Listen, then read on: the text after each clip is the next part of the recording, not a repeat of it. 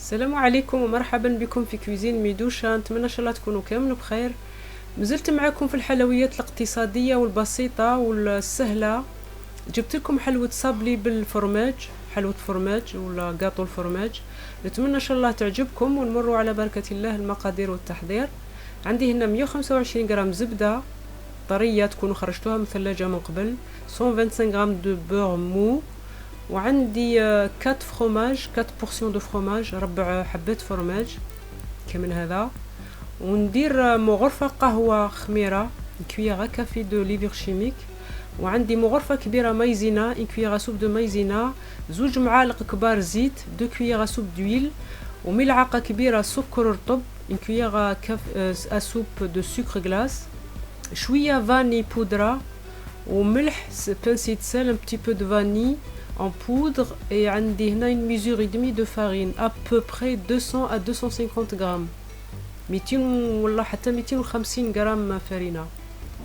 نبدأ نخلط الزبدة والجبن والسكر والملح، قرصة الملح la vanille، الزيت، donc le beurre، le sucre، le fromage، pincée de sel، sucre vanillé، l'huile، et je mélange le tout.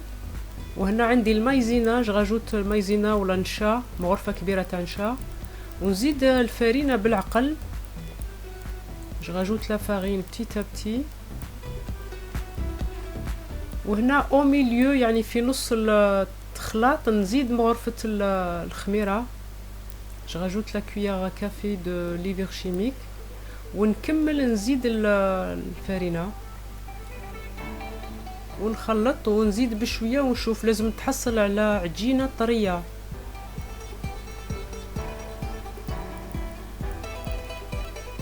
هكذا ونشوف. هاي دات لي الكاس ونص، يعني لي دو ميزور ادمي ولا 250 غرام داتهم كامل، 250 غرام ابوبخي.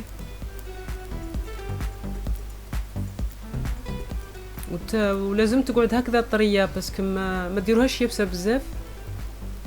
ونحلها في البلان طرافاي، نديرها نشكل بها حربوش. نبغوا البلان طرافاي تاعكم ولا رول en forme de boudin.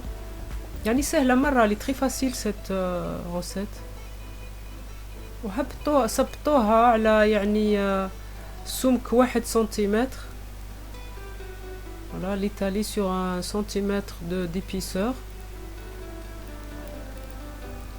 وهنا نعدلها مليح الحواشي هذو. وعندي الكوبات نقطع به، جو كوب دي تريونغل، نقطع به الحلوى هذه على شكل مثلثات، لا فورم دو فروماج، على شكل الجبن. وهكذا نبغوا الكوبات بالفارينة باش يساعدكم في التقطاع. ونديروهم في بلاطو، ندخلوهم في الفرن على 180 درجة حتى يصفاروا شوية. ومي او فور à 180 degrés. والآن راكم تشوفوهم طابو. خليهم يبردوا كومبليتمون، خليهم فولي ليسي رفوادير كومبليتمون. وهنا عندي العسل، لو ميال كو جي شوفي، حميهم مليح العسل باسكو الحلوى يبردت، لازم العسل يكون حامي. وعندي لي كاكاوات غريي، كاوكاو هذا المقلي ولا المحمر في الفور، ورحيوه. نغطس الحلوى في العسل كما قلت لكم راه سخون، وننبخهم بالكاوكاو هكذا. يفو la tremper dans le miel et l'enrober dans les cacahuètes grillées et hachées aussi هكذا. وحطوهم على جنب وخليهم يشربوا مليح هذاك العسل وكملوا الحبات كامل كما راكم تشوفوا. والان هاو هنايا كملتو، هاو يعني وحضرته في بو بريزونتي كما راكم تشوفوا.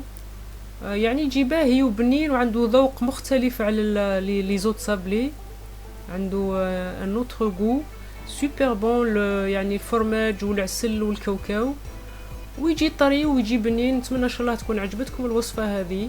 ولا عجبتكم ما تنسوش تضغطوا على زر جيم وتابوني ولا ما راكوش ابوني. والسلام عليكم ورحمه الله وبركاته.